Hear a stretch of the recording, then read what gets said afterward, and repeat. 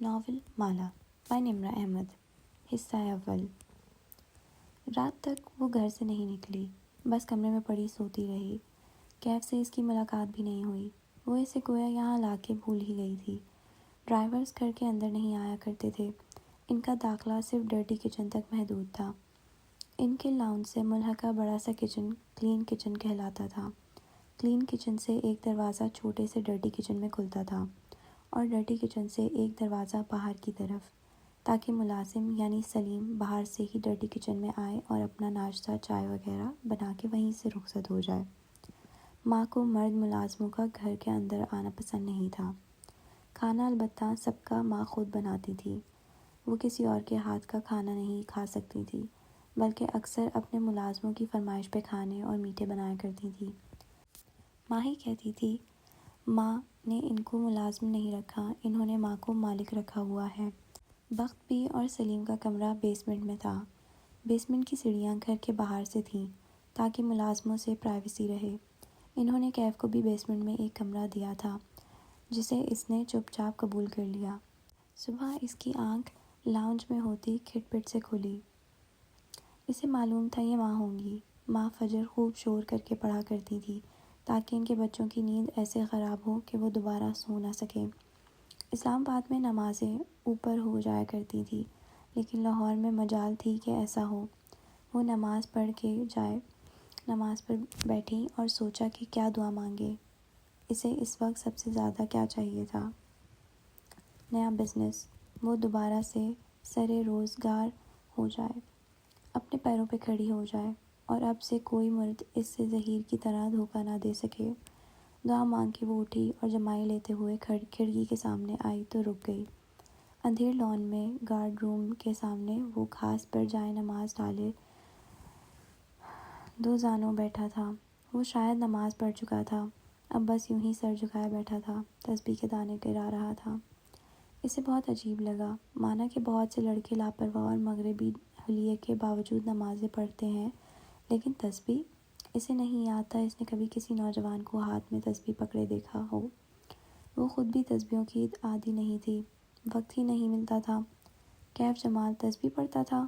عجیب بات تھی۔ صبح بخت بھی جب اس کے کمرے میں کافی لائیں تو اسے حیرت ہوئی۔ آپ کو کب سے کافی بنانی آ گئی؟ اس موئے ڈرائیور نے بنائی ہے۔ میں نے اسے چائے کی چیزیں پکڑائیں تو بابو آگے سے بولا، میں چائے نہیں پیتا، مجھے کافی میکر دو۔ اس کی نقل کر کے بولی۔ پھر خود ہی کچن سے معید بھائی کا پرانا کافی میکر ڈھونڈ لایا اور سیٹ کر دیا۔ بازار سے موٹے بیجوں والے ڈبے بھی لے آیا، اور ساتھ یہ مجھے پکڑا دی کہ میری بیوی یہی پیتی ہیں۔ ہوں۔ وہ ہنس دی۔ مبین منزل کو پہلی دفعہ ایسا رنگ برنگا ملازم ملا تھا، بخت بھی سے ہضم نہیں ہو رہا تھا۔ چھوٹی باجی، اس لڑکی کو ذرا فاصلے پہ رکھیو، مجھے یہ وارداتیہ لگتا ہے۔ اچھا بخت بھی، اب جائیں اور کیف سے کہیں تیار رہے، اس نے مجھے سلون لے کر جانا ہے۔ شام میں معزہ کے نکاح کا فنکشن تھا نا؟ اور سج شکر اس کے چہرے پر ایک بھی پمپل نہیں تھا، ورنہ عموماً کسی فنکشن سے پہلے ہی پمپل حاضری دیا کرتے تھے۔ اس نے گھڑی دیکھی، ابھی فیشل کروا لے تو شام تک اس کا اثر آنے لگے گا۔ وہ باہر آئی تو کیف گارڈ روم کے باہر کرسی پر بیٹھا تھا۔ ہاتھ میں اسکیچ بک تھی اور وہ پنسل سے اس پر کچھ کر رہا تھا۔ اسے دیکھ کے کھڑا ہو گیا، اسکیچ بک پیچھے کر لی۔ آج جینز پہ سفید ٹی شرٹ پہن رکھی تھی، پیروں میں جاگرز تھے، اور چہرے کی ہلکی بڑی شیو ویسی ہی تھی۔ کیا کر رہے ہو؟ وہ اس کی اسکیچ بک کو دیکھتے ہوئے قریب چلی آئی۔ پرس کونی پہ ٹانگے، بال کیچر میں باندھے ہو، آنکھوں پہ سیاہ چشمہ لگائے ہوئے تھی۔ کیف کے چہرے پہ جھیپ جانے کا تاثر ابھرا۔ رخسار ہلکے سے گلابی ہوئے، یا شاید دھوپ کے باعث ایسے اسے لگا تھا۔ یوں ہی فارغ وقت میں اسکیچ بناتا ہوں۔ کیا بنا رہے ہو؟ دکھاؤ، وہ دوستانہ لہجے میں کہتی اس کے عین سامنے آ کھڑی ہوئی۔ اب وہ دونوں دھوپ میں تھے، چھاؤں پیچھے رہ گئی تھی۔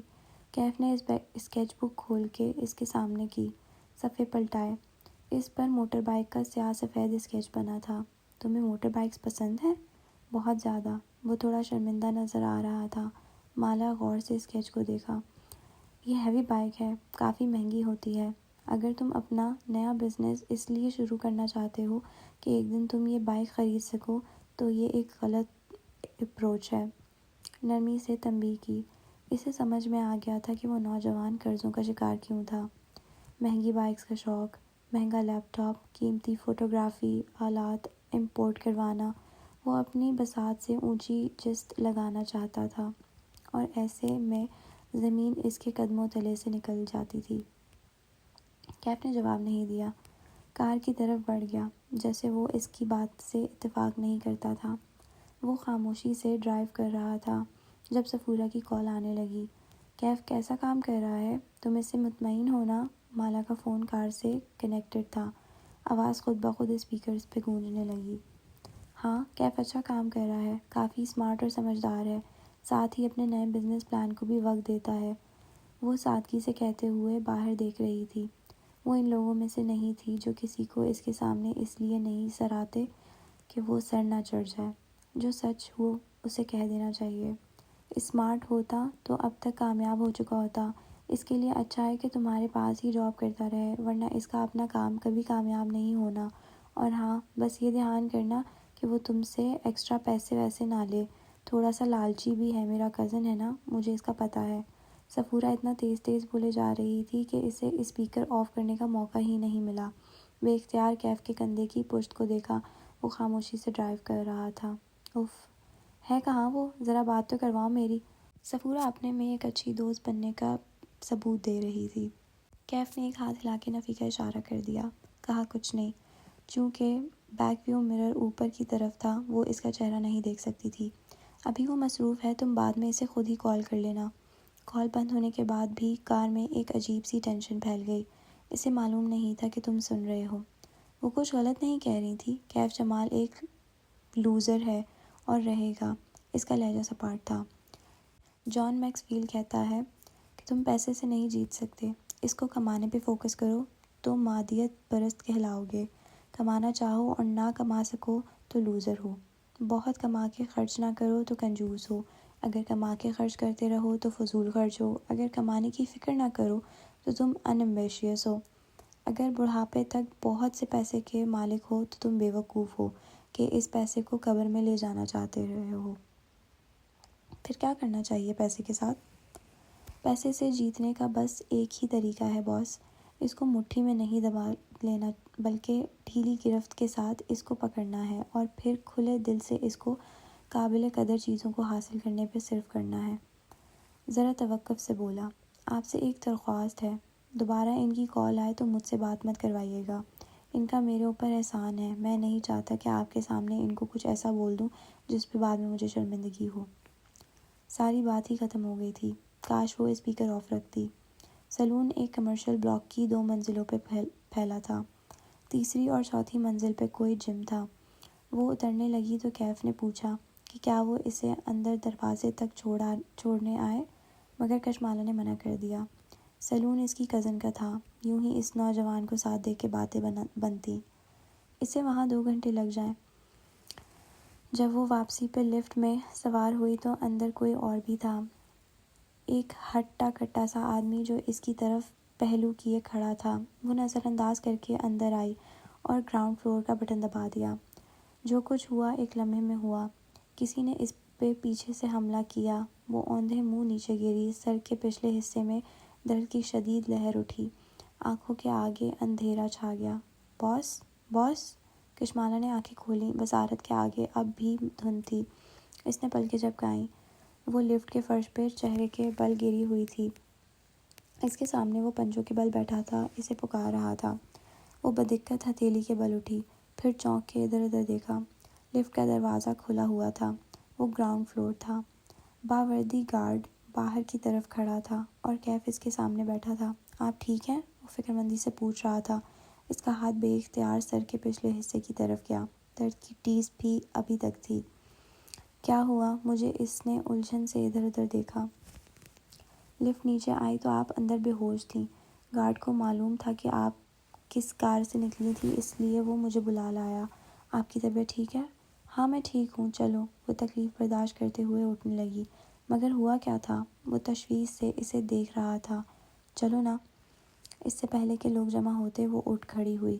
سر گھوم رہا تھا لیکن وہ بظاہر خود کو سنبھالے قدم اٹھانے لگی۔ پرس مجھے دیں۔ اس نے نرمی سے اس کے ہاتھ سے پرس لے لیا۔ پھر وہ گارڈ کے سامنے رکا، بٹوے سے 500 کا نوٹ نکال کے اسے تھمایا، اس کا شکریہ ادا کیا اور کشمالہ کے پیچھے چل دیا۔ کسی نے گارڈ کو روک کے پوچھا کہ کیا ہوا تھا۔ وہ ایک باجی سیلون آئی تھی، ان کی شاید طبیعت خراب ہو گئی تھی، میں ان کے شوہر کو پارکنگ سے بلا لایا۔ وہ قصہ بیان کر رہا تھا۔ سیدھے گھر چلو۔ اس کا سر شدید درد کر رہا تھا۔ سیٹ کی پشت سے اسے ٹکا دیا اور آنکھیں بند کر لیں۔ پہلے مجھے بتائیں ہوا کیا تھا؟ وہ کہتے کہتے چونکا۔ کسی نے کچھ کیا ہے؟ میں ابھی دیکھتا ہوں۔ کیف نے تیزی سے سیٹ بیلٹ کھولی اور باہر نکلنے لگا جب مالا نے روکا۔ واپس بیٹھو کیف۔ انداز میں تحکم بھی تھا اور تکان بھی۔ یہ میری کزن کا سیلون ہے، یہاں تماشا نہیں بنانا، خاندان میں باتیں بنتی ہیں۔ مجھے بتائیں تو صحیح کہ ہوا کیا ہے؟ وہ اس کی طرف رخ موڑ کے بیٹھا اور سنجیدگی سے پوچھا۔ ماتھے پہ بل تھے، آنکھوں میں غصہ بھی تھا۔ اسے جو یاد تھا بتا دیا۔ میں نے اس کا چہرہ دیکھا تھا مگر میں اس کو نہیں جانتی، اور لفٹ میں بھی CCTV بھی نہیں تھا۔ لفٹ کے باہر تو ہوگا، مجھے دیکھنے تو دیں۔ میرا کیا فائدہ آپ کو اگر میں یہ چیزیں مینیج نہیں کر سکتا؟ اسے غصہ آ رہا تھا۔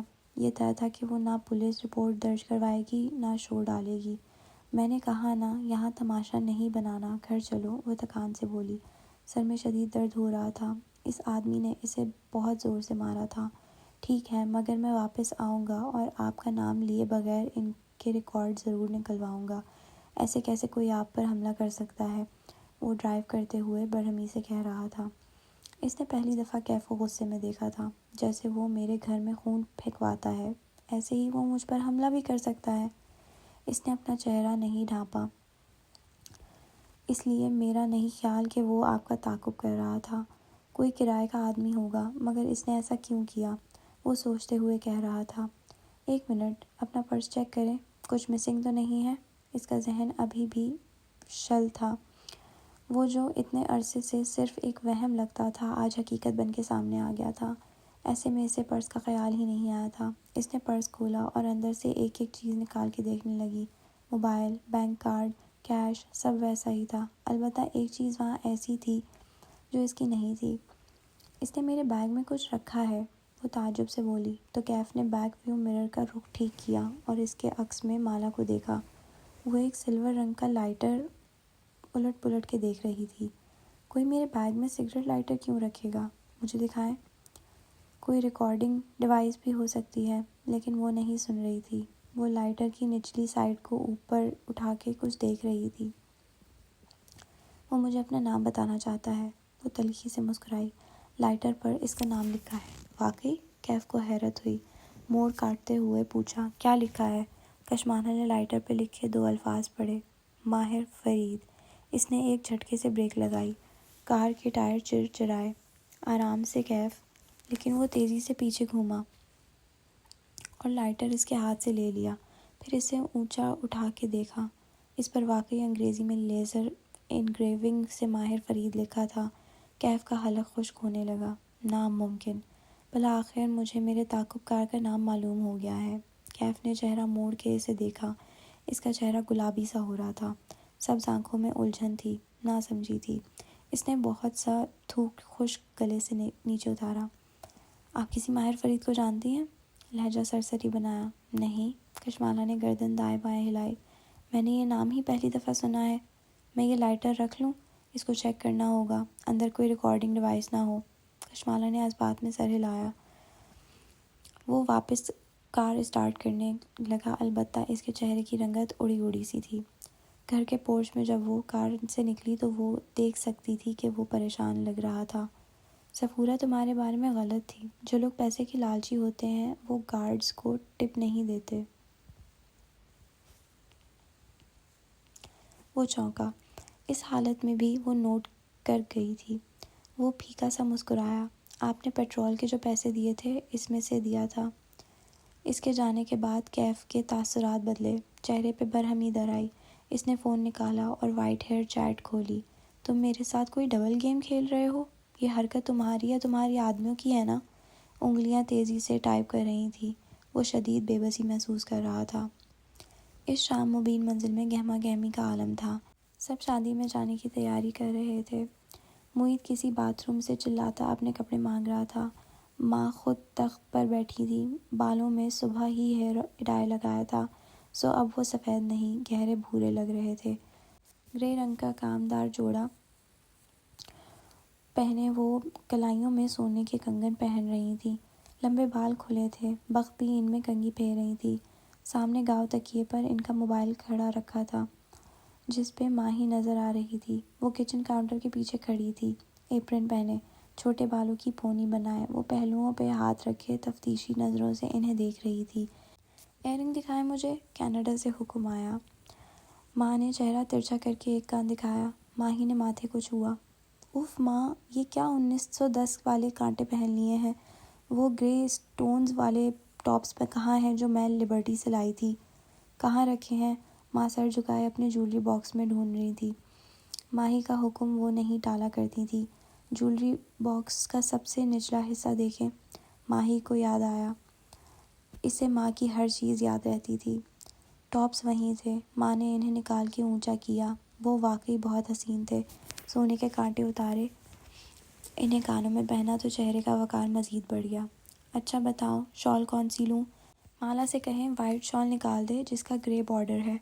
ماں نے مڑ کے دیکھا۔ مالا لاؤنج کی ایک کرسی پر بیٹھی موبائل پہ لگی تھی، کھوئی کھوئی سی۔ جب سے وہ سیلون سے آئی تھی وہیں بیٹھی تھی۔ مالا بیٹے، وہ وائٹ شال تو نکال دو، اور تم کب تیار ہوگی؟ پھر غور سے اس کا چہرہ دیکھا۔ تمہیں کیا ہوا ہے؟ کچھ نہیں، سر میں درد ہے، میں شال نکالتی ہوں۔ وہ وہاں سے اٹھ گئی۔ اس نے کمرے میں پہلے سے وہی سفید شال نکال کے رکھی تھی، لیکن ماں کو دی نہیں تھی۔ ماں اسے تب پہنیں گی جب ماہی کہے گی۔ ماں کو صرف ماہی کی چوائس پہ اعتبار تھا۔ ماہی یہاں ہوتی تو فنکشنز وغیرہ پہ ماں کو خود تیار کرتی۔ جب سے وہ کینیڈا گئی تھی ویڈیو کال پہ یہی کام کرواتی۔ ماں کے کپڑے، حتیٰ کہ مالا کے بھی اکثر کپڑے ماں ہی لیا کرتی تھی۔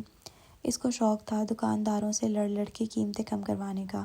یہ ٹاپس بھی اس نے مالا کے ساتھ ہی لیے تھے۔ مالا کہتی رہی کہ اب چھوڑ دو، وہ 1500 سے کم نہیں دے گا، لیکن ماہی بھی ڈٹی رہی، نہیں، یہ مجھے 800 میں دے گا، دیکھ لینا۔ اور 15 منٹ بعد ماہی وہ ٹاپس 800 میں لے کر آئی تھی۔ شال ماں کو دینے آئی تو ماہی ویڈیو کال پہ کہہ رہی تھی، فنکشن کی ساری تصویر فوراً سے مجھے بھیجنی ہے آپ نے ماں، آپ کے باقی دونوں بچے ہر فنکشن میں مجھے بھول جاتے ہیں۔ ہائے کاش میں بھی پاکستان میں ہوتی۔ اللہ کا شکر ادا کرتے ہیں ہر حال میں ماہی، ماں نے ٹوکا۔ شکر کرو اللہ نے تمہیں شادی کے 5 سال بعد خوشی دکھائی ہے۔ بس خوب کھاؤ پیو، اپنا خیال رکھو، شادیاں تو ہوتی رہتی ہیں۔ ہاں چھوٹی بی بی۔ بخت بی بی ماں کے کندھے کے پیچھے سے کال میں شامل ہوئی۔ وہ کینیڈا کی کال پہ اتنا اونچا بولتی تھی کہ جیسے آواز ہوا کے دوش پہ کینیڈا جانی ہے۔ تیری ماں نے بڑی دعائیں کی ہیں تیری گود ہری ہونے کے لیے۔ ہر وقت کہتی تھی اللہ میری ماہی کو بچہ دے، تو بس اپنا خیال رکھ۔ وہ تو ٹھیک ہے، لیکن یہ عباد کی نوکری نہ ہوتی تو میں کبھی کینیڈا نہ رہتی۔ بورنگ ٹھنڈا ملک، ماہی روحان سی ہو کے بولی۔ پھر کچھ یاد آیا، شادی پہ کبیرہ تائی بھی ہوں گی نا؟ ماں کے چہرے پہ ناپسندیدگی ابھر آئی۔ سر جھکا کے تخت پہ بکھری اپنی چیزیں سمیٹنے لگی۔ پرے کرو اس کو، ہمیں کیا؟ دیکھنا آپ وہ شادی پہ آئیں گی اور سارے رشتہ دار آپ کو جلانے کے لیے ان کے پاس جا کے خوب ہنسیں بولیں گے، دیکھنا۔ معید تیار ہو کے آ گیا تھا اور اب صوفے پہ بیٹھ کے جوتے پہن رہا تھا۔ منہ میں بڑبڑایا، لاہور اور اس کے مضافات میں غیبتوں کا وقت ہوا چاہتا ہے۔ ماہی اس بات کا کرارا سا جواب دیتی، لیکن اسے کچھ نظر آیا تھا۔ اسکرین پہ چہرہ قریب کیا اور تفتیشی انداز میں سوال کیا، یہ باہر لان میں کون ہے؟ ماہی کی تیز نظریں ماں کے پیچھے کھڑکی پر جمی تھیں۔ ماں نے ایک نظر کھڑکی کو دیکھا جہاں لان میں موبائل پہ لگا کیف ٹہلتا نظر آ رہا تھا۔ اپنی بہن سے پوچھو، وہی ساتھ لائی ہے۔ ماں نے مالا کو فون پکڑا دیا اور خود گھٹنوں پر ہاتھ رکھ کے اٹھی۔ ان کا رخ کمرے کی جانب تھا، ابھی انہوں نے جوتے پہننے تھے۔ میرا ڈرائیور ہے اور اسسٹنٹ بھی۔ مالا نے فون تھام لیا۔ ماہی بڑی دلچسپی سے دیکھ رہی تھی۔ ذرا قریب سے دکھاؤ اس کی شکل۔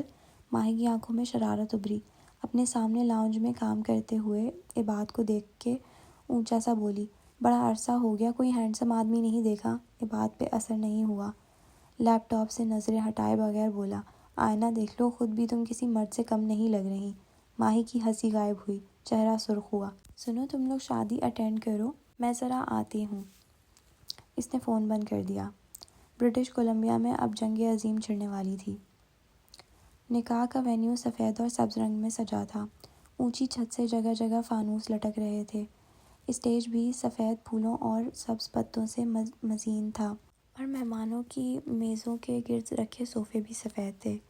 وہ ماں کے ساتھ ایک 3 سیٹر صوفے پہ بیٹھی تھی۔ ماں چند رشتہ داروں خواتین سے باتوں میں مصروف تھیں۔ معید ہم عمر کزنز کی طرف چلا گیا تھا، لیکن وہ خود کو یہاں زیادہ محفوظ تصور کر رہی تھی۔ اگر وہ کزنز میں گئی تو سب کی زبان پہ ایک ہی سوال ہونا تھا، اوشن بند کیوں ہو گیا، اور کیا اب وہ جاب لیس ہو گئی ہے؟ اور اس وقت وہ اس سوال کا سامنا کر کے موڈ خراب نہیں کرنا چاہتی تھی۔ ویسے بھی اسے ماں پہ نظر رکھنی تھی، ان کی شوگر کنٹرول میں نہیں تھی، اور شادیوں پہ تو وہ کچھ زیادہ ہی دل کھول کے کھاتی تھی۔ معید ان کی شوگر کا دھیان نہیں رکھتا تھا کیونکہ وہ گھر ہی کب ہوتا تھا، لیکن آج وہ دیکھے گی کہ ماں میٹھا کیسے کھاتی ہیں۔ ماں ٹیک لگائے بیٹھی تھی، شال ایک کندھے پہ تھی، شفون کا گرے دوپٹہ سر پہ تھا۔ وہ ہلکے کاجل اور لپسٹک کے ساتھ بہت باوقار لگ رہی تھی۔ کسی کو اپنے گھٹنوں کے درد کا بتا رہی تھی، اور رشتہ دار خاتون ان کو کوئی دیسی ٹوٹکا بتا رہی تھی جو ان کے میاں نے فیس بک پہ پڑھا تھا۔ واقعی حورِ جہاں جیسی خوبصورتی اسے ماہی یا معید کو نہیں ملی تھی۔ Not fair. اللہ تعالیٰ آسمان کو شاکی نظروں سے دیکھا۔ حورے بھابھی، آپ گھٹنوں کا آپریشن کروا ہی لیں، میں نے خود کروایا ہے، سمجھو نئی زندگی مل گئی ہے، خاتون نے مشورہ دیا۔ ماں کا نام حورِ جہاں تھا، حورے کے نیچے زیر تھی۔ اس حورِ جہاں پڑھتے تھے، اس لیے بہت سے رشتہ دار ان کو اب بھی حورے کہتے تھے۔ نہ بابا نہ، میں نے نہیں آپریشن کروانا۔ ماں نے ناک سے مکھی اڑائی۔ انسان کبھی پیچھے کو نہیں پلٹتا ہوتا، اب جیسے ہی یہ ہیں گھٹنے ویسے ٹھیک ہیں۔ ماں، اس نے ماں کے قریب سرگوشی کی۔ آپ نے مجھ سے وعدہ کیا ہے نا کہ آپ میٹھا نہیں کھائیں گی؟ آج صبح آپ کی فاسٹنگ شوگر ہے 140 تھی، نرمی سے تنبیہ کی۔ ماں دوسری جانب جھک کے ان خاتون سے کسی بہت اہم موضوع پہ بات کرنے لگی، یوں ظاہر کیا جیسے مالا کی بات سنی ہی نہ ہو۔ دفتن ساتھ بیٹھی ممانی کسی کو دیکھ کے اٹھ کھڑی ہوئیں۔ کشمالہ نے نظریں اوپر اٹھائیں۔ سامنے نگینہ آنٹی کھڑی تھی، وہ جو اس روز اسلام آباد میں اپنے بیٹے کے ساتھ ماموں کے پورشن میں آئی تھیں۔ انہوں نے سفید سلک کا ڈریس پہن رکھا تھا، سر پہ دوپٹہ تھا۔ وہ مسکرا کے پہلے ممانی سے ملی، پھر ماں سے۔ ماں ان کو دیکھ کے خوش ہوئیں، اپنے پاس صوفے پہ جگہ دی۔ تم کب آئیں دبئی سے؟ زیاد اور میں پچھلے ہفتے آئے ہیں، اتنے عرصے بعد کسی خاندان کی شادی میں شرکت کر رہے ہیں۔ یہ کون سی والی بیٹی ہے تمہاری ماشاء اللہ سے؟ انہوں نے مسکرا کے مالا کی طرف دیکھا تو وہ بھی مسکرا دی۔ میں کشمالہ ہوں، مجھ سے چھوٹی ہے ماہی، کینیڈا ہوتی ہے۔ ارے ہاں، تم تو اسلام آباد ہوتی ہو نا، ہم تمہارے ماموں کی طرف گئے تھے اس دن، نگینہ آنٹی نے ممانی کو دیکھ کے کہا۔ پتہ چلا تم سو رہی ہو ورنہ ضرور ملاقات ہوتی۔ جی مجھے پتہ چلا تھا، وہ مسکرا کے بولی۔ زیاد کیسا ہے؟ کیا کر رہا ہے آج کل؟ ماں رسماً نگینہ بیگم سے پوچھنے لگی۔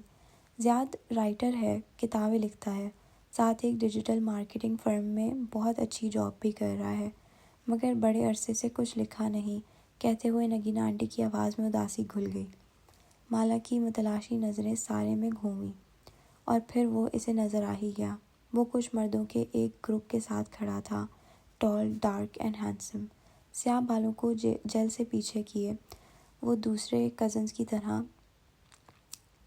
کرتے شلواروں میں ملبوس تھا۔ اس وقت وہ سنجیدگی سے کسی کی بات کا جواب دے رہا تھا، دن کی روشنی میں زیادہ جاذب نظر تھا۔ اس کی منگنی کی تھی تم نے کچھ عرصہ پہلے، کوئی مسئلہ ہوا تھا پھر؟ ماں کو یاد آیا۔ بظاہر دوسری طرف دیکھتی کشمالہ کے کان کھڑے ہو گئے۔ بس بھابھی کیا بتاؤں، اس کی منگیتر کی ایکسیڈنٹ میں ڈیتھ ہو گئی تھی۔ وہ زیاد کی اپنی پسند تھی، اس نے دل پہ بہت بوجھ لے لیا ہے، 1.5 سال ہو گیا ہے اس بات کو، اب میرا بیٹا شادی کا نام ہی نہیں لیتا۔ نگینہ بیگم دور نظر آتے اپنے بیٹے کو دیکھ کے اداسی سے بولی۔ ماں بھی افسوس سے خاموش ہو گئی۔ حورے بھابھی آپ اتنی نیک ہیں، انہوں نے ماں کے گھٹنے پر ہاتھ رکھا، آپ میرے زیاد کے لیے دعا کیا کریں کہ وہ اس ٹراما سے نکل آئے اور نئی زندگی شروع کرے۔ کیوں نہیں نگینہ، میں ضرور دعا کروں گی، ماں نے خلوص دل سے کہا۔ ایک بلند آواز کانوں میں پڑی تو کشمالہ نے چونک کے نظریں گھمائیں۔ سبزہ زار کی انٹرنس پہ ایک اونچا نسوانی قہقہا گونجا تھا۔ یہ اس بات کا غماز تھا کہ کبیرہ بیگم پہنچ چکی تھی۔ یہ طے تھا کہ وہ ہر فنکشن پہ جان بوجھ کے دیر سے آتی تھی تاکہ ہر نظر ان کی طرف اٹھے، اور واقعی وہ اتنی خوبصورت تھی کہ ایسا ہی ہوتا تھا۔ آج بھی وہ انٹرنس پہ چند خواتین کے جمگٹے میں کھڑی اور اونچے قہقہے لگاتے ہوئے سب کی توجہ گھیر رہی تھی۔ نیلے رنگ کی سلیو لیس ساڑی میں ملبوس تھیں، کانوں اور گردن میں چمکتے ہوئے ڈائمنڈز پہن رکھے تھے، بال بوائے کٹ میں کٹے تھے۔ اگر لمبے لگتی تو زیادہ خوبصورت لگتے، لیکن وہ جانتی تھی کہ تائی بال چھوٹے کیوں رکھتی ہیں۔ اس کی بھی ایک مضحکہ خیز سی وجہ تھی۔ اب وہ چلتی ہوئی باری باری مہمانوں سے ملتی جا رہی تھی، اپنی طرف بڑھتے ہاتھوں کو غرور سے ذرا سا ملا کے چھوڑ دیتی۔ مومانی ان رشتہ داروں میں سے تھیں جن کی کبیرہ تائی سے بہت بنتی تھی۔ وہ ان کو دیکھ کے اٹھ کھڑی ہوئیں اور نگینہ سے بولیں، آپ نے نہیں ملنا کبیرہ سے؟ نہیں تابندہ، میرا کبیرہ سے کوئی رشتہ نہیں، البتہ میرا حورِ جہاں بھابھی سے رشتہ ہے۔ اگر کبیرہ حورِ جہاں بھابھی سے ملنے خود نہیں آ سکتی تو میں کیوں جا کے اس سے ملوں؟ پھر چہرہ موڑ کے ماں کو دیکھا۔ ہاں تو آپ کہہ رہی تھیں، سادہ دو ٹوک انداز۔ مومانی پہ تو گھڑوں پانی پڑ گیا۔ کشمالہ اندر ہی اندر مسکرا دی۔ کوئی تو رشتہ دار تھا جو ماں کا ساتھ دے رہا تھا، ورنہ سب کبیرہ کی دولت کی چمک دمک سے اتنے متاثر تھے کہ اس کے گرد مکھیوں کی طرح بھنبھناتے تھے۔ ماہی کے میسیجز آ رہے تھے، تصویریں بھیجو۔ اس نے فون کی بیٹری کم تھی اور بیٹری پیک کار میں بھول آئی تھی۔ اس نے کیف کو کال کی اور اسے بیٹری پیک لانے کو کہا۔ کیف پھولوں سے سجے وسیع ہال میں آیا تو اسے سامنے ہی نظر آ گئی۔ صوفوں پر خواتین کے ایک گروپ میں بیٹھی وہ ٹانگ پہ ٹانگ جمائے بس مسکراتے ہوئے سب کی باتیں سن رہی تھی۔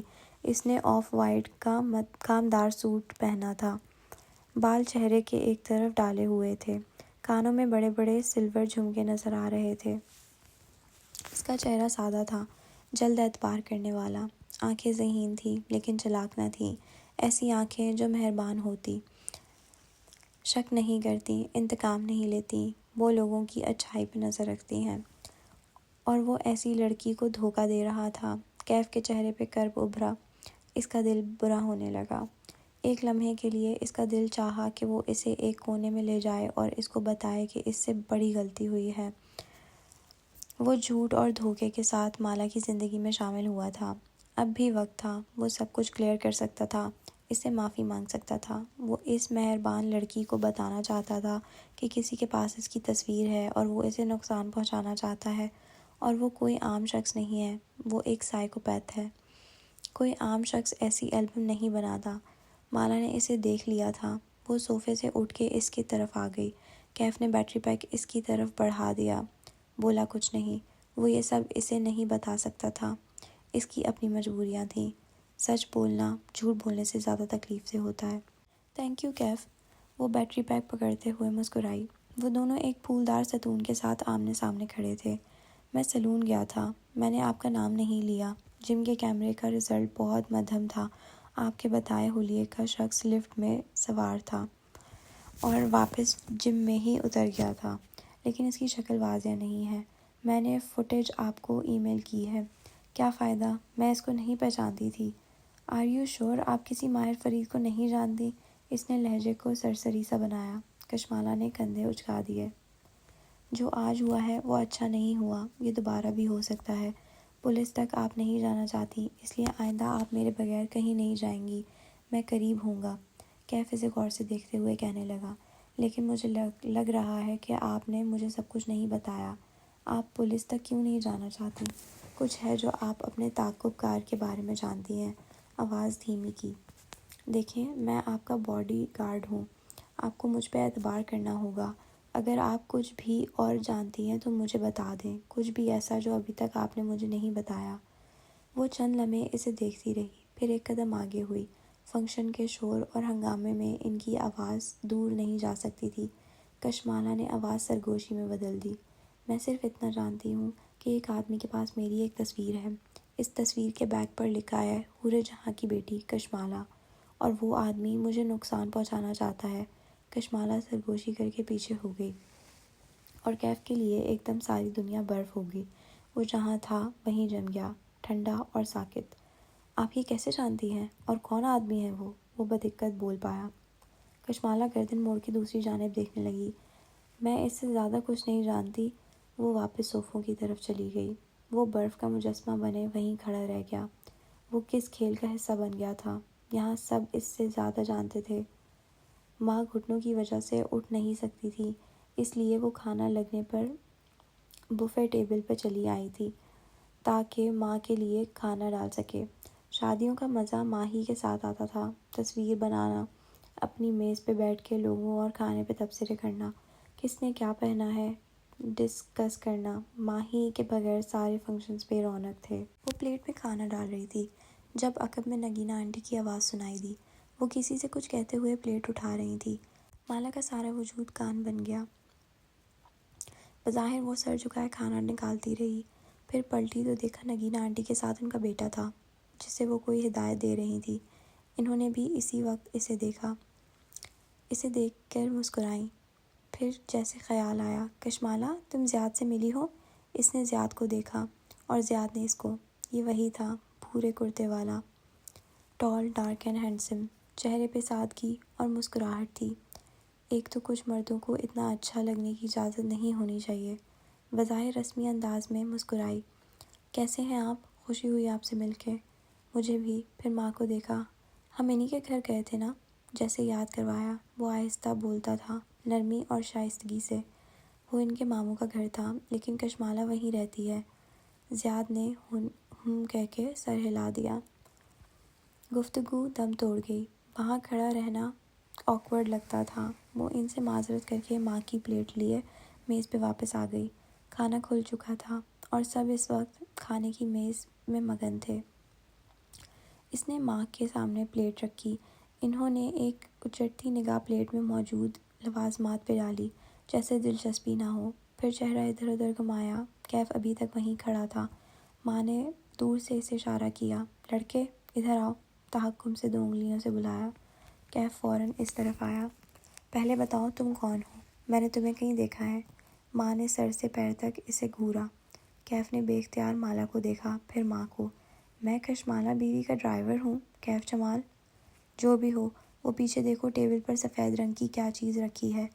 وہ سفید رنگ کی چیز ڈیزرٹ ہے اور آپ وہ نہیں کھا سکتی ماں، وہ دھیمی مگر سخت آواز میں بولی۔ ماں نے اسے گھور کے دیکھا۔ میری ماں نہ بنو۔ پھر انہیں کشمگی نظروں سے کیف کو دیکھا۔ جاؤ لے کر آؤ۔ اس نے فوراً کشمالہ کو دیکھا جس نے نفی میں گردن ہلائی۔ کیف نے ماں کو دیکھا۔ وہ اب کے سختی سے بولی، آواز نہیں آئی؟ لے کر آؤ۔ جی اوکے۔ وہ فوراً سے پلٹ گیا۔ کشمالہ نے افسوس میں سر نفی میں ہلایا۔ ماں آپ کو شوگر ہے یار، نہ کریں ایسے۔ ماں نے تو یوں ظاہر کیا جیسے سنا ہی نہیں۔ کیف نے ڈش سامنے لا کے سرو کی تو انہوں نے جیب بھر کے ڈیزرٹ ڈالا۔ اچھا تھوڑا کم کر دیں۔ اس نے ہاتھ ان کے پیالے کی طرف بڑھایا تو ماں نے اس کے ہاتھ پر چمچہ مارا۔ میں نے کہا نا میری ماں مت بنو، جاؤ یہاں سے۔ وہ خفگی سے اٹھ گئی، پھر کیف کی طرف آئی، غصے سے اسے دیکھا۔ تمہیں کس نے کہا تھا ڈیزرٹ لے آؤ؟ میں کیا کرتا؟ آنٹی غصہ کر رہی تھی۔ غصہ ہی کر سکتی ہیں وہ، اٹھ کے تو نہیں جا سکتی نا۔ ان کی فاسٹنگ 140 تھی صبح، حد ہے یار۔ وہ جھنجھلائی ہوئی لگ رہی تھی۔ باس، وہ ہلکا سا کھنکارا۔ آنٹی نے مجھ سے پوچھا کہ میں کون ہوں۔ وہ کل سے مجھ سے 3 دفعہ یہی سوال پوچھ چکی ہیں۔ ماں کی عادت ہے مذاق کرنے کی، اب ان کو کچھ میٹھا نہیں دینا، اوکے؟ وہ تنبیہ کر کے آگے بڑھ گئی۔ وہ بس اسے جاتے دیکھتا رہا۔ اس کا موڈ ماں کی اس حرکت پہ بہت خراب ہو گیا تھا۔ وہ ایسے ہی سینے پہ بازو لپیٹے بد دلی سے بوفے ٹیبل کی طرف جا کے کھڑی ہو گئی۔ اکثریت کھانا ڈال چکی تھی، اس لیے یہاں رش کم تھا۔ تبھی قریب میں کوئی کھنکارا، آپ کھانا نہیں کھا رہی؟ وہ چونکی، پھر سنبھلی، چہرے کے زاویے درست کیے۔ وہ زیاد تھا، ہاتھ میں پلیٹ لیے اس کے قریب آ رہا تھا۔ تشویش سے اسے دیکھا، پھر گردن موڑ کے ماں کو دیکھا جو مزے سے ڈیزرٹ کھا رہی تھی۔ زیاد ہلکا سا ہنس دیا۔ اچھا، آپ کی بھی اپنی امی سے یہی لڑائی چلتی رہتی ہے؟ کشمالہ نے افسوس سے ماں کی طرف دیکھا۔ میں ان کی گھٹنے کی سرجری کروانا چاہتی ہوں۔ شوگر کنٹرول نہیں ہوگی تو سرجری کیسے ہوگی؟ اس کا ایک حل ہے، وہ سنجیدگی سے بولا۔ پھر اپنی پلیٹ اس کی طرف بڑھائی۔ 2 منٹ یہ پکڑیں۔ کشمالہ نے ناسمجھی کے انداز میں پلیٹ پکڑی۔ زیاد گھوم کے بفے ٹیبل کی دوسری طرف گیا، ایک پیالے چمچ اٹھایا اور واپس آیا۔ اب وہ ڈش سے ڈیزرٹ پیالے میں نکال رہا تھا۔ وہ مسکرا دی۔ اس کا حل یہ ہے کہ آپ پریشان نہ ہوں اور کچھ کھا لیں۔ وہ پیالہ لے کے مسکراتا ہوا اس کے سامنے آیا، اسے پیالہ تھمایا اور اپنی پلیٹ واپس لی۔ تھینک یو، مگر میں میٹھا نہیں کھاتی۔ اس نے پیالہ رکھا نہیں، پکڑے کھڑی رہی، لیکن اسے ڈیزرٹ نہیں پسند تھا، سو یہ طے تھا کہ وہ نہیں کھائے گی۔ اچھا، وہ حیران ہوا۔ اپنی پلیٹ سے چاولوں کا چمچ بھرا۔ اس دن تو آپ ٹیرس پر براؤنیز کھا رہی تھی۔ اف، اس نے دیکھ لیا تھا کیا؟ اچھا، مجھے یاد نہیں۔ کندھے بے نیازی سے اچکا دیے، پھر بات بدلنے کو بولی۔ آپ کیا لکھ رہے ہیں آج کل؟ زیاد نے گہری سانس لے کر سر جھکا دیا۔ وہ چمچ سے چاول ادھر ادھر مکس کرنے لگا۔ میں آج کل رائٹرز بلاک کا شکار ہوں۔ پاکستان آیا تھا کہ یہاں بیٹھ کے شاید کچھ لکھ سکوں، لیکن نہیں لکھ پا رہا۔ کیا لکھنا چاہ رہے ہیں آپ؟ زیاد نے آنکھیں اٹھا کے اسے دیکھا۔ وہی جو سب شوق سے پڑھتے ہیں، ایک عظیم لو اسٹوری۔ اس نے دیکھا، زیاد سلطان کی آنکھیں اداس تھیں، ایسی آنکھیں جن کو محبت کی ہیپی اینڈنگ پہ بھروسہ نہیں ہوتا۔ اسے نگینہ آنٹی کی بات یاد آئی۔ آپ کی سپر پاور کیا ہے؟ میری سپر پاور؟ وہ حیران ہوا۔ ہاں نا، ہر شخص کی ایک سپر پاور ہوتی ہے۔ آپ کی کس چیز میں ہے؟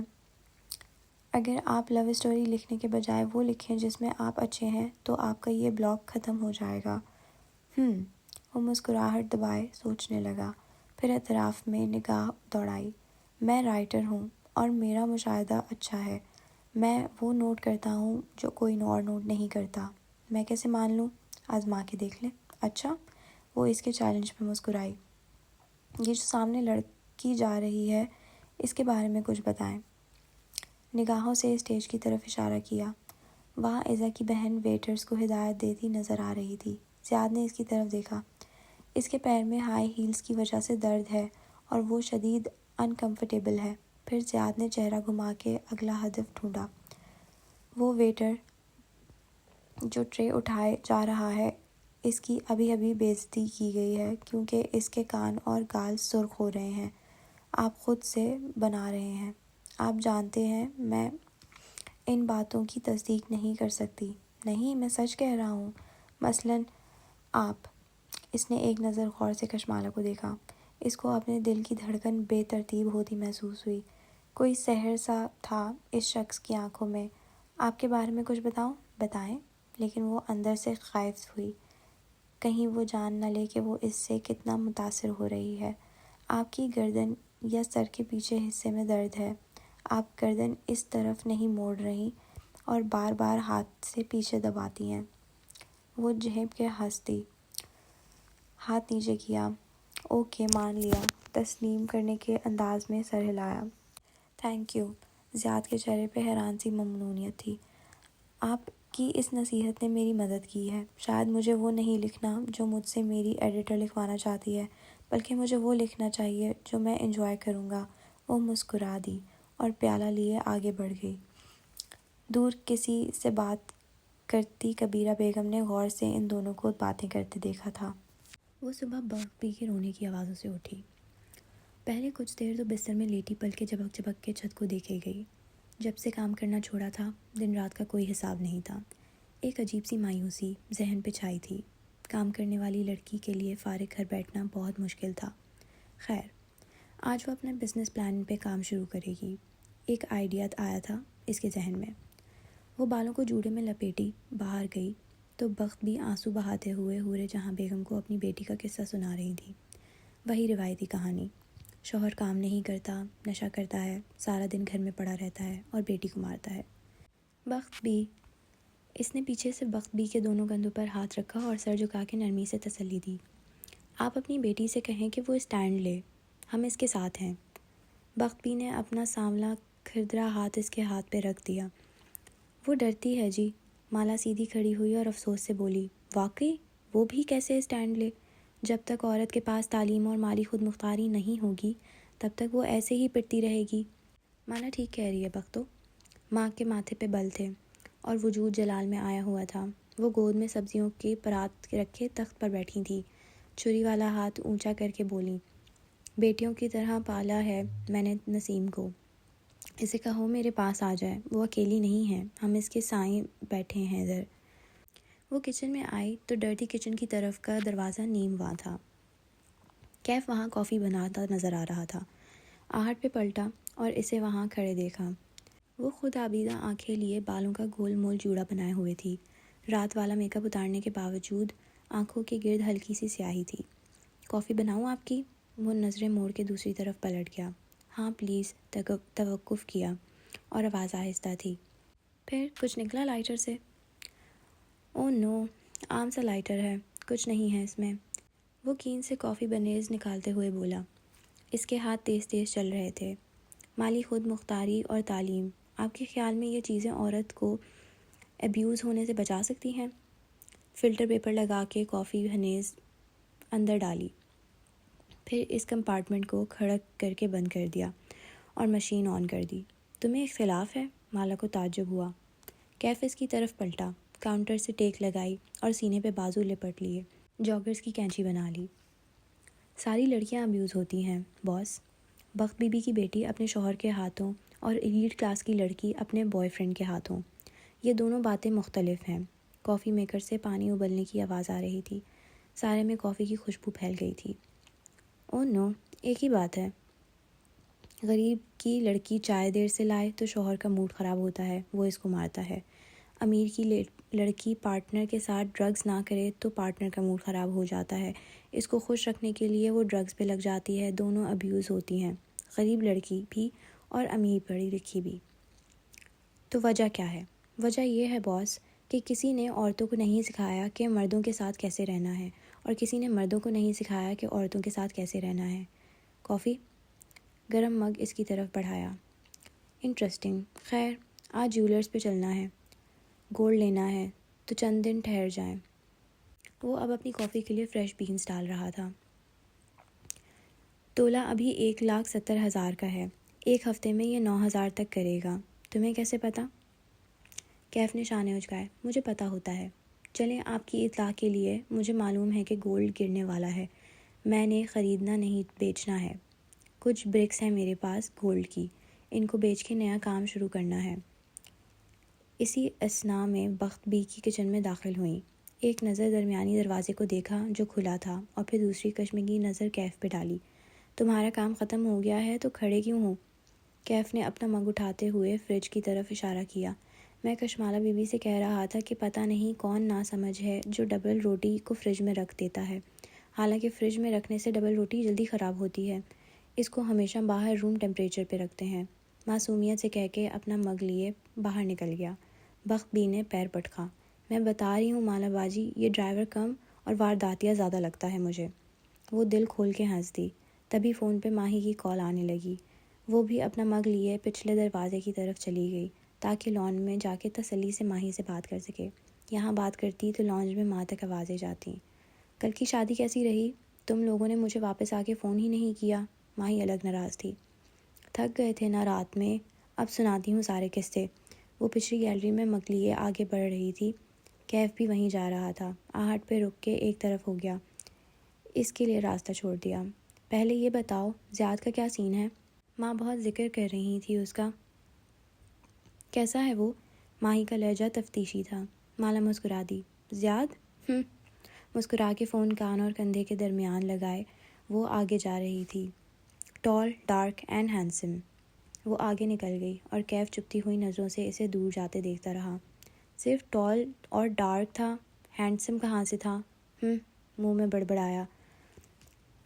اگلا آدھا گھنٹہ وہ لان میں بیٹھی کافی پیتے ہوئے ماہی کو ساری شادی کا قصہ سنائے گئی۔ کس نے کیا پہنا، کون کون آیا، کون پہلے ملا اور کون نہیں ملا، اور ماہی کا فیوریٹ سوال، کھانے میں کیا تھا؟ کال بند ہوئی تو اس نے دیکھا ماں اب لان میں چلی آ رہی تھی۔ ماں اس وقت پودوں کی دیکھ بھال کرتی تھی۔ اپنے فربہ وجود کے ساتھ وہ اب قدم قدم چلتے ہوئے بوگن ویلیا کے درختوں کا معائنہ کر رہی تھی۔ ہاتھ میں تسبیح تھی جس کے دانے بھی ساتھ ساتھ گر رہے تھے۔ ادھر آؤ۔ ماں کی نظریں اس پر پڑ گئیں جو گارڈ روم کے ساتھ کرسی پر بیٹھا لیپ ٹاپ پہ لگا تھا۔ 2 انگلیوں سے اشارہ کر کے اسے بلایا۔ کیف نے پہلے دائیں بائیں دیکھا، وہاں اور کوئی نہیں تھا، وہ اسے ہی بلا رہی تھی۔ پھر لیپ ٹاپ رکھ کے اٹھا اور سیدھا ان کی طرف آیا۔ کیا نام ہے تمہارا؟ کیف جمال۔ کب سے تم نے ان پودوں کو پانی نہیں لگایا؟ تنخواہ کس بات کی لیتے ہو؟ ابھی لگا دیتا ہوں۔ اب کیوں؟ شام میں یا صبح میں لگاتے ہیں پانی۔ وہ بڑبڑا کے پودوں کی طرف مڑ گئی۔ وہ متذبذب سا کھڑا رہا۔ وہ جو مسکرا کے یہ سب دیکھ رہی تھی اٹھ کے ان کی طرف آ گئی۔ ماں، سلیم لگا دے گا پودوں کو پانی۔ کیف کو اپنے کام کرنے ہوتے ہیں، اس کو جانے دیں۔ ماں نے سنا نہیں، ہاتھ پہلوؤں پہ رکھے پودوں کا جائزہ لیتے ہوئے برہمی سے بولی، ویسے یہ ظہیر انتہائی ناشکرا آدمی ہے۔ اف ماں، اس کا کیا ذکر یہاں؟ وہ کراہی، پرسوں 4 سدہ سے گڑ آیا تھا، میں نے اسے بھجوایا، کل اس کو مل بھی گیا، لیکن مجال ہے کہ اس نے شکریہ کے لیے فون کیا ہو۔ مالا کا دماغ بھگ سے اڑ گیا، وہ ساکت رہ گئی۔ واٹ؟ ماں، آپ نے ظہیر کو گڑ بھجوایا ہے؟ وہ تینوں بوگن ویلیا کے گلابی پھولوں والے درخت کے ساتھ کھڑے رہے۔ کیف خاموشی سے باری باری دونوں کو دیکھ رہا تھا۔ کیوں؟ ہمیشہ بھیجتی ہوں، اب نیا کیا کیا ہے؟ وہ چڑچڑی لگ رہی تھی۔ کشمالہ مبین کو جلدی غصہ نہیں آیا کرتا تھا۔ وہ یا تو ہنس دیتی یا تحمل سے بات بدل دیا کرتی تھی، یا اس جگہ اس سے اٹھ جایا کرتی تھی، لیکن یہ اس کی برداشت سے باہر تھا۔ اس کا چہرہ سرخ ہونے لگا۔ ماں، آپ نے یہ کیا کیا؟ وہ کیا سوچے گا؟ اسے یقین نہیں آ رہا تھا۔ اس کو شکریہ کہنے کی توفیق، پھر بھی ماں آپ میرے ساتھ ایسا کیسے کر سکتی ہیں؟ آپ کو میرے کام کی نہیں سمجھ آتی، مان لیا، لیکن میری عزت بے عزتی کا خیال تو کرنا تھا۔ اچھا شرمندہ کروایا آپ نے مجھے۔ اس کی آنکھیں بھیگنے لگیں۔ اس آدمی نے میرے ساتھ اتنی بڑی زیادتی کی اور آپ اسے گڑ بھیج رہی ہیں؟ وہ سمجھے گا میں اس کی منت کر رہی ہوں اب۔ واٹ دا ہیل ماں؟ ماں نے ایک خفا نظر اس پہ ڈالی اور سر جھکا لیا، کسی معصوم بچے کی طرح جس کی چوری پکڑی گئی ہو۔ پھر کیف سے آہستہ سے بولی، میری ٹانگیں درد کر رہی ہیں، مجھے ادھر سے کرسی لا دو۔ مالا پیر پٹک کے اندر چلی گئی۔ کمرے میں آ کے اس نے دروازہ بند کر دیا، اور وہ جو اتنے دنوں سے آنسو رکے ہوئے تھے وہ ایک دم بہنے لگے۔ بے روزگاری کا احساس، بیکار ہونے کا گلٹ، تاریک نظر آتا مستقبل، راکھ ہوا کیریئر۔ وہ اتنے سالوں سے اپنا کماتی اور خرچ کرتی آئی تھی، وہ کس پہ بوجھ نہیں تھی، لیکن اگر اس کا کام نہ چلا تو وہ اپنے بلز خود کیسے دے گی؟ کیسی بے بسی ہوگی یہ؟ سب کچھ ایک دم سے حواسوں پہ سوار ہوتا تھا۔ وہ بیڈ پر بیٹھی روتی رہی۔ ماں کو بھی کبھی اس کے کام کی سمجھ نہیں آتی تھی، بس موید کی ڈاکٹری ان کو کوئی کام لگتا تھا، باقی مالا اور ماہی کی پڑھائی تو بس شغل تھی۔ اس سے ماں پہ بیک وقت غصہ آیا اور اپنی بے بسی پہ رونا بھی۔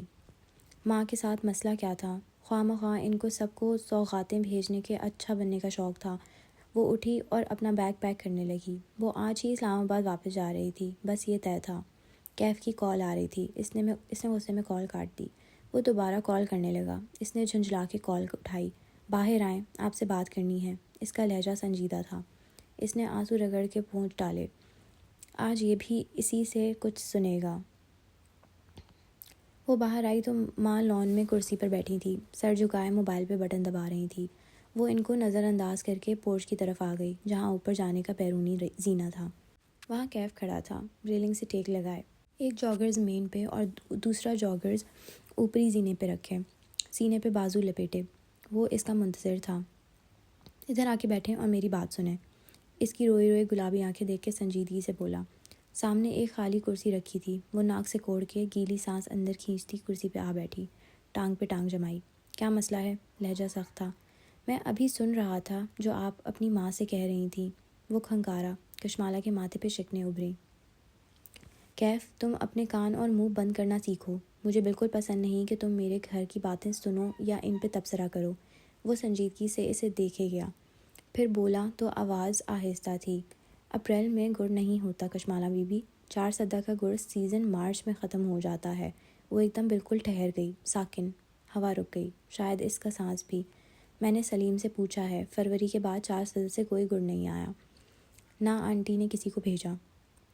وہ اس کی آنکھوں کو بغور دیکھتے ہوئے کہہ رہا تھا، اور تب اسے یاد آیا، ماں نے ظہیر کو جنوری میں گڑ بھیجا تھا اور اس نے شکریہ کے لیے فون نہیں کیا تھا۔ کیف پہلے زینے پہ بیٹھ گیا اور اسی سنجیدگی سے اسے دیکھتے ہوئے بات جاری رکھی۔ آنٹی نے مجھ سے 4 دفعہ پوچھا ہے کہ میں کون ہوں۔ وہ اپنی بات بار بار دہراتی ہیں اور وہ چیزیں بھول رہی ہیں۔ ان کے ذہن میں نئی یادداشتیں نہیں بن رہی ہیں، یا شاید وہ وقت کا حساب کھو رہی ہیں۔